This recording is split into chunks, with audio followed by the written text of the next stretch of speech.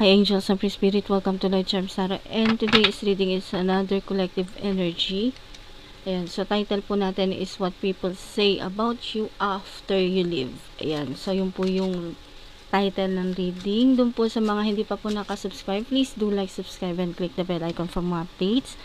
And doon po sa mga gusto magpa-personal reading, magpa-private reading, nasa description box po yung link kung saan nyo po ako pwedeng kontakin.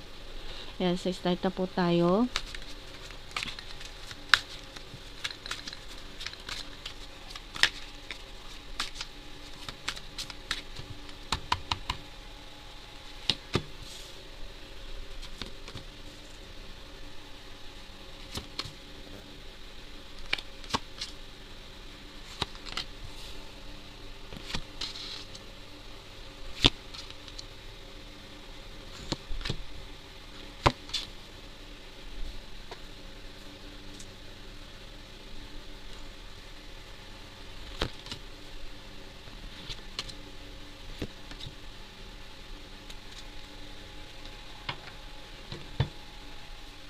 Ayan po. So, ito po yung situation, challenge, advice, and outcome. Doon po sa mga senaryo ninyo. Ayan. So, general reading po to. Hindi po siya picky card. Okay? So, lahat po ng energies o lahat po ng zodiac sign is nandito po sa reading na to. Alalahanin nyo na lang po kung ano po yung situation nyo dito. Okay? So, keep in mind na lang po. Excuse me. Ayan. So, sa situation, so, some of you yung nababibe ko dito na meron, as in, meron talagang eksena nangyari na as in, iniwanan o umalis kayo sa sitwasyon na medyo, hindi na, para sa inyo, para sa kanila, hindi, kumbaga medyo yung, kumbaga medyo lang yung conflict. Pero para sa inyo, parang, sa nababibe ko dito, takot, or takot masangkot, o ma-involve sa sitwasyon na yon. Hindi ko alam kung ano pa yung situation ninyo, pero sa nababibe ko dito, parang ayaw nyo talaga na matrap doon sa sitwasyon na yon, okay? So, alam nyo na kung ano yung ibig kong sabihin, kung ano yung sinasabi ko dito, kasi kayo lang po yung nakakaalam. Wala siyang exactly, o eksakto na sinabi na ito lang yung scenario na yon. Basta yung nababibe ko dito na merong argue or issue na paulit-ulit na nangyayari sa kanila nung wala ka pa. Yun yung nababibe ko nung wala ka pa. So, hindi ko alam kung sino sa inyo yung tinutukoy ng card, okay? Basta nung wala ka pa ng time na yun. Pero, yung nababibe ko dito na energy is lalaki. Yung talagang gusto niyang, ito yung yung masculine kasi yung nababibe ko na energy na ayaw niyang matrap dun sa sitwasyon na yun. Na gusto niyang umalis. Ayun. Kumbaga, hindi ko alam kung ano yung tinutukoy nung card. Kasi, kulang yung info na nababibe ko dito. Okay. So, ito yung, paano ko, wait lang Kasi yung nababibe ko dito, hindi lang relationship yung involved Meron din issue about pera. Okay? So, yung nakikita ko dito na parang alam mo yung after away, yung after nila mag-away tapos nagkakaungkatan ng past. Alam mo yun, yung nagkakaungkatan ng issue regarding sa nakaraan. Tapos, kapag okay na, kumbaga yung parang wala na yung init ng ulo, then eto na naman sila. Kumbaga, okay na naman sila na akala mo walang nangyari. Pero, paulit-ulit na nangyayari yun. Okay? So, paulit-ulit nangyayari. Yung panloloko, panglalalaki, pambababae, nitong mga person ninyo, at saka hindi lang yung fidelity, yung nababibe ko dito na about may kinalaman sa alahas. Meron din hindi, kumbaga merong antag dito, parang may nawala. Tapos hindi lang yung relationship yung nasira dito, kumbaga nasira din yung trust. Okay, yung tiwala. nitong person na to, itong lalaki na to, nawala yung tiwala niya doon sa babae na ex-partner niya dati. Hindi lang yung love ang wala sa kanya. So, wait lang Ayan, so yun nababibe ko kasi dito, some of you, meron nawawalan ng alahas, okay? So, may nawawalan ng alahas, may kumuha. Nasa loob lang ng bahay, okay? Yun nababibe ko dito. Kumbaga, iisa lang yung tinitira ninyong bahay at doon lang din nawala yung ano na yun, yung jewelry na yan. So, yung masaya siya antay dito, kasi vice versa yung nababibe ko dito So, yung totoong may-ari nun, masaya siya nung napundar niya yon. Kumbaga, masaya siya nung nabili niya yon, masaya siya na kasi hindi lang ang issue dito is yung pambababae at yung panlalalaki nitong person niya, kung hindi meron pang ibang reason. Okay, regarding sa pera, regarding sa material na bagay. So, meron ditong hindi umaamin kung sino talaga kumuha, kung sino talaga may kasalanan, kung sino talaga, may mga talagang hindi nila sinasabi yung totoo. Pero, sa kabila nun, kumbaga, ang tag dito sa kabila nun, nung masaya ka, dahil nga binili nyo yun, nung partner mo, para sa inyong dalawa, and then merong ibang tao na nagka-interest doon, and then, hindi ko alam kung anong ginawa niya doon sa, jewelry na yun, and then, all of a sudden may nangyari na na nung nagkaroon siya ng chance na makuha yung item na yon, and then siya naman ngayon masaya siya nung nakikita niyang malungkot ka kasi parang nanghinayang ka kasi nawala yung bagay na yon. Gets niyo ibig ko sabihin? Ayan.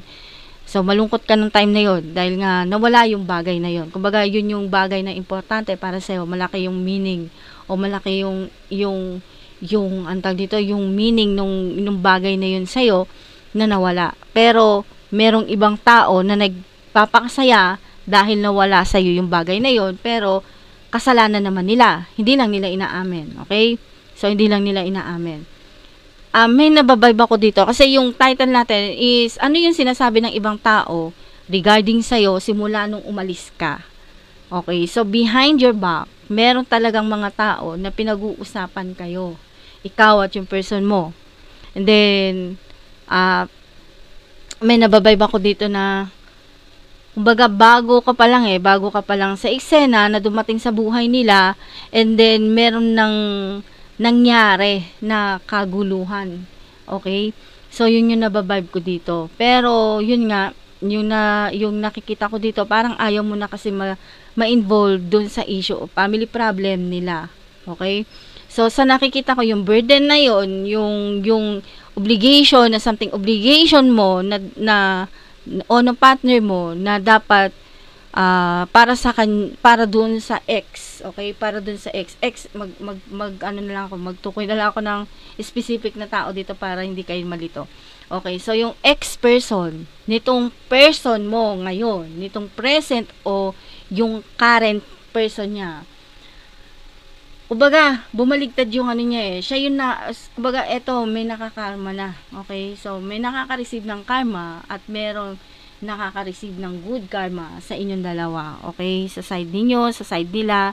So, merong mga ganung eksena.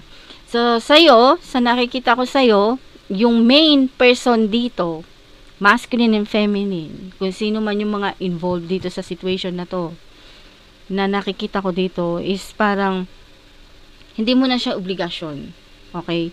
Hindi nyo na sila obligation. Or ayaw nyo nang ma-involve doon sa obligation nila na ayaw nyo nang ma-involve. Gets nyo ibig ko sabihin?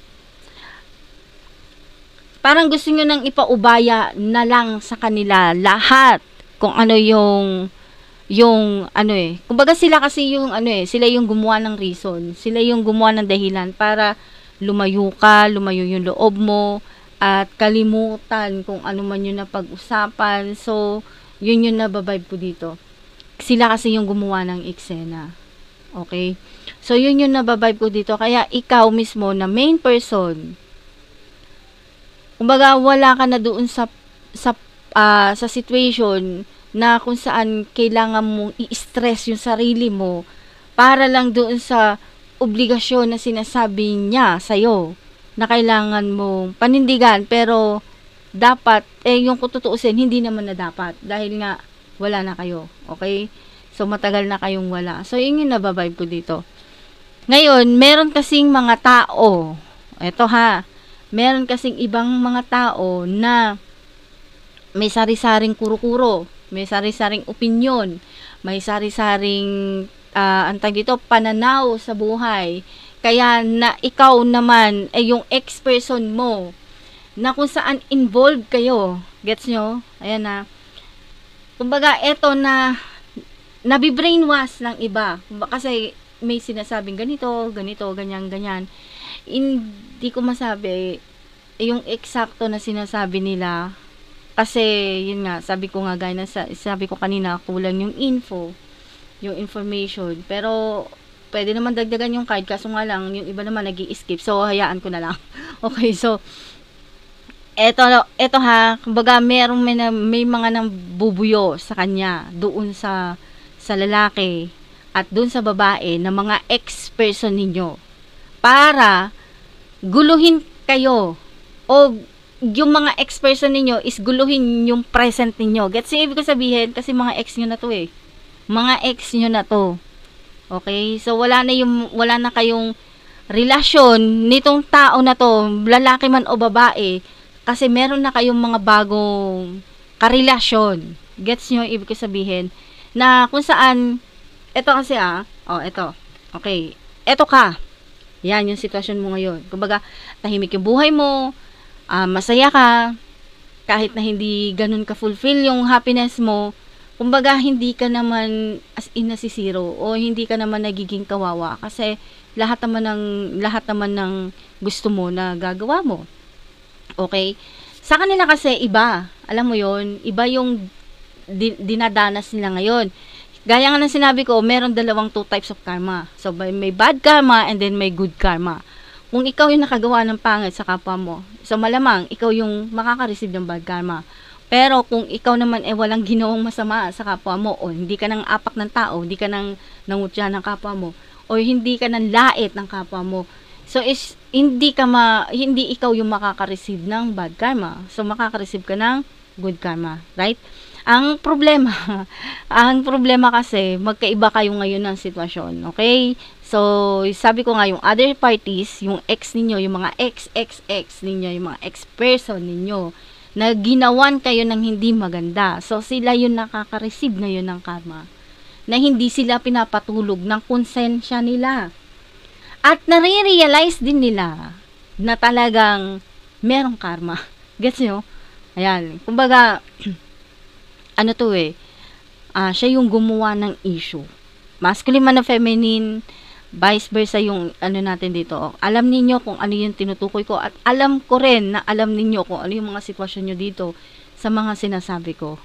Kayo na lang po yung umintindi, okay? So, yung nababibe ko dito, yung ex ninyo, ex-woman o ex-masculine, o yun nga, sila yung nakukonsensya ngayon at nare-realize nila yung mga mali na nagawa nila sa inyo nitong current person mo. Okay? Masculine ulit o babae ulit o masculine o feminine ulit. So kung hindi nyo naintindihan yung masculine, lalaki ang tinutukoy ko, kung yung feminine is babae. Okay? So dalawa kasi yung nababibe ko dito na alam mo yung hindi third party hindi third party kasi yung ex mo na meron ng karelasyon, and then ikaw na meron na rin bagong karelasyon. So, meron na kayong kanya-kanyang buhay. Gets nyo? Ibig ko sabihin, may kanya-kanya na kayong buhay. Ang gusto nitong other parties, okay, is kargohin mo pa rin yung kung ano man yung napag-usapan ninyo before na obligation, gaya nga to na sinasabi ko, yung obligation na sinasabi niya, na tinutukoy niya. Ang problema, hindi mo na siya ngayon obligasyon kasi matagal na kayong hiwalay. Okay? Kasi, kaya nga ex na. Ang problema, merong mga tao behind the scene na inaano siya, yung binubuyo nga, yung kumbaga, yung ang tawag dito, yung ginugulo yung isipan niya na parang tinuturuan pa siya na kailangan ganito, kailangan gawin niya to, kailangan, bakit, yung ano ba yung mga about, kung ano man yung obligasyon na yan, okay? Hindi ko alam kung anong obligasyon yung tinutukoy nila dito, pero yun yung nababibe ko dito. Kaso nga lang, sabi nga dito, hindi nyo na kailangan gawin yun. Hindi nyo kailangan magpakasakripisyo sa ibang tao. Okay? Hindi nyo kailangan ito advice na sa advice position siya. So yun yung sinasabi ko, na hindi nyo daw kailangan magsakripisyo para sa ibang tao. Unahin mo daw yung sarili mo. Okay, daw kako kasi sabi nung card. Okay, so unahin mo yung sarili mo, unahin mo yung needs mo, unahin mo kung ano yung kailangan mo, kasi walang ibang tutulong sa'yo kung hindi sarili mo lang din. Gets nyo yung ibig ko sabihin dito? Hindi mo kailangan magpakasakripisyo sa iba para lang tugunan yung pangangailangan nila. Pero, ang ending, hindi ka rin naman nila tutulungan. Gets nyo yung ibig ko sabihin? Hindi ka nila tutulungan. Ikaw at ikaw lang din ang magtatayo sa sarili mo. Ikaw at ikaw lang din ang magbabangon sa sarili mo. Ikaw at ikaw lang din ang magpapakahirap para pakainin o i-provide yung needs mo sa sarili mo. Walang ibang taong gagawa nun para sa'yo. So, hindi mo daw kailangan magsakripisyo para sa iba. Okay? Gets yung ibig sabihin. So, yun yung lumalabas dito. Ngayon, sa outcome, yung nababibe ko dito, hindi maganda yung lagay ng mga ex ninyo ngayon. Hindi maganda yung lagay nila. Baga sa kanila, parang wala nang magandang araw na hinaharap. Kasi masyadong komplikado, bukod doon, no contact, no communication, wala kayong as in pag-uusap, hindi nila nakikita kung ano yung nangyayari sa buhay ninyo. Much better yon. Okay? So, tuloy nyo lang kung ano yung ginagawa ninyo nang wala silang idea kung anong nangyayari sa buhay ninyo ngayon.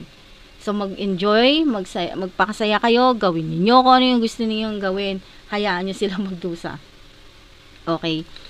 So, sa nakikita ko dito, sila yung nakakarma kasi sila yung may ginawang hindi maganda sa'yo. Yun yung nababibe ko dito. Na as in, lahat na lang, parang wala na silang araw na nakikita na maganda para sa kanila. Gets nyo? Yung parang hindi clear, yung antag dito, hindi clear para sa kanila, yung future na hinaharap nila. Unclear. Okay? So, yun yung nababibe ko dito. Unlike sa'yo, na kung wala ka namang ginawang masama doon sa mga, kung sino man yung mga tao na yan na involved sa buhay mo. Kasi, alam kong nyo yung tinutukoy ko dito, okay? Unlike sa'yo na ikaw, hindi mo naman sila ginulo, hindi mo sila inaway, wala kang sinabi na masama, kumbaga hindi mo sila tinapakan, hindi mo sila inabuso, wala kang sinabi na hindi maganda sa kanila. Sa nakikita ko dito, maganda yung maganda yung hinaharap mo. Kumbaga, klaro sa isip mo kung ano yung future na haharapin mo. Kumbaga, excuse me. Ayan, kumbaga, walang pagsubok na hindi mo kayang lutasin na ikaw lang din yung magsasolve ng problem mo. Alam mo yun? Kasi sa nakikita ko, strong, independent woman or masculine ka. Yun yung nababibe ko dito. Strong, independent woman, strong, independent masculine ka. So, yun yung nababibe ko dito. Unlike doon sa person mo. May nababibe ako dito na magkaiba sila ng magkaiba sila ng sitwasyon, magkaiba sila ng pananaw sa buhay. Ito yung main character dito sa reading natin. Sa nakikita ko, yun nga, sabi ko nga, strong independent woman, ikaw. Unlike doon sa other parties na kung saan ginawan ka ng hindi maganda, kung ito yung iniisip niya sa'yo na hindi ka masaya sa buhay mo, nagkakamali ka, siya yun. Reflection yun. Kung iniisip niya, eto yung karibal ninyo, kako naman, hindi nyo na sila karibal kasi ex na sila eh. So, eto yung kung ang tingin nila sa inyo is pangit ang hinaharap ninyo, nagkakamali sila. Kasi ikaw, clear Alam mo yon, clear yung nakikita mo sa future mo. Unlike siya, kung ang tingin niya, hindi magiging maganda yung hinaharap mo, nagkakamali ka dahil siya yon. Sarili niya, yung nakikita niya, na hindi maganda yung haharapin niya. O yung future niya, hindi maganda. Hindi maganda yung kalalabasan. Okay, so dun sa mga feminine. And then sa masculine na nakikita ko dito, ganun din. Okay? So sa nakikita ko dito, ano to guided na wounded. Alam mo yon, yung ang dami niyang sinakripisyo before. And then na-realize niya na mali pala yung ginawa niya noon. Gets mo? Yung taong dinidepensahan niya dati, na kahit na isacrifice niya yung sarili niya para lang dun sa taong mahal niya. Tapos, medyo nagiging emotional ako. Ayan, medyo, yung, excuse me. Ayan, so medyo nagiging emotional ako dito sa reading natin. Nakakukuha ko lang yung energy. So, yung person na, etong masculine yung tinutukoy ko dito pasensya na medyo, ayan. Yung tao na dinidepensahan niya before, kung saan yung ex-partner niya dati, yung tinutukoy ko dito, dinidepensahan niya, pinoprotektahan niya, hanggat maaari, yung nakikita ko dito kasi, yung na-feel ko, is, okay lang sa kanya na kahit siya yung masaktan, mahirapan, magkasakit, alam mo yun, para lang maibigay niya o may provide niya yung needs nung ex niya dati. Pero, kalaunan nun, yung binalik sa kanya, hindi ganun alam mo yun. Kaya sabi ko nga wounded. Sobrang masakit para sa kanya. Yung traitor rin siya ng taong pinoprotektahan niya dati. So, yun yung nababibe ko dito. Kaya, pero ngayon, parang wala na siyang pakialam. Gets mo? Etong si masculine parang wala nang pakialam dun sa babae, dun sa ex niya. Kung ano yung mangyari sa kanya, wala na siyang pakialam. Okay? So, yung nababibe ko dito, normal lang naman na nakikita ko dito na na walang gustong magpatalo. Normal lang yung nakikita ko. Normal lang naman yun. Pero sa nakikita ko kasi dito, merong ang tag dito yung nagtutulungan, yung companion, ayan. Doon sa other parties na sinasabi ko, kung yung mga ex ninyo, yung ex-lover ng person mo, and then yung and then yung antag dito yung lover nung ex-partner ng person mo, yung partner niya ngayon. Sa nakikita ko dito, lagi silang nagtatalo, lagi silang nag-aaway, lagi silang basta yung pero may nababibe ako dito na merong companion, kumbaga may partnership ako nakikita dito na nagtutulungan sila mag-build ng relationship at ng iba pa. Gets nyo? Yun yung nababibe ko dito.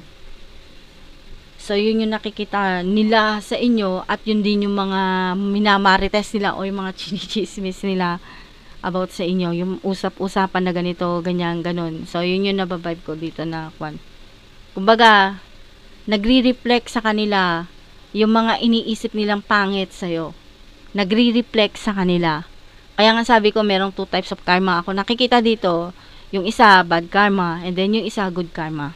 Yun yung nakikita ko. And then, yung general na energies, ayun.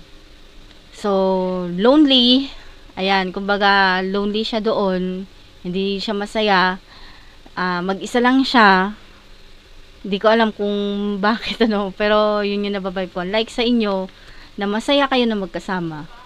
Kumbaga, meron ako nababibe dito na yung may travel, merong celebration, merong outing, merong travel na magkasama kayo nitong present na person mo, masculine man o feminine. Unlike do sa other parties na sinasabi ko nga na hindi lang miserable. Kumbaga, nasa third party na nga siya. Okay? Hindi pa masaya yung relationship niya. Nasa third party yung relasyon niya, hindi pa siya masaya. Hindi siya kontento. Kasi hindi niya makuha yung gusto niya. Kumbaga, yung happiness na gusto niya, hindi nangyayari. Yun yung nababibe ko dito. Kaya, yun yung main energy sa inyo. Kumbaga, yung other parties, yung ex, ang tinutukoy ko ha, yung mga ex ninyo, hindi sila masaya sa kinalalagyan nila ngayon. Hindi sila masaya. Yun yung nababibe ko dito. Ayan. So, maging grateful ka na lang at maging thankful ka dahil napaka-blessed ninyo itong main character natin dito kasi nga kayo, nakukuha nyo yung gusto nyo. I mean, masaya kayo, nakakagala kayo, nabibili nyo yung mga gusto ninyo. Yun. So, yun yung nababibe ko dito. And then, yun na po. Maraming salamat. Thank you and God bless. Don't forget to like, subscribe, and click the bell icon for more updates po. And see you next vlog. Thank you and bye-bye.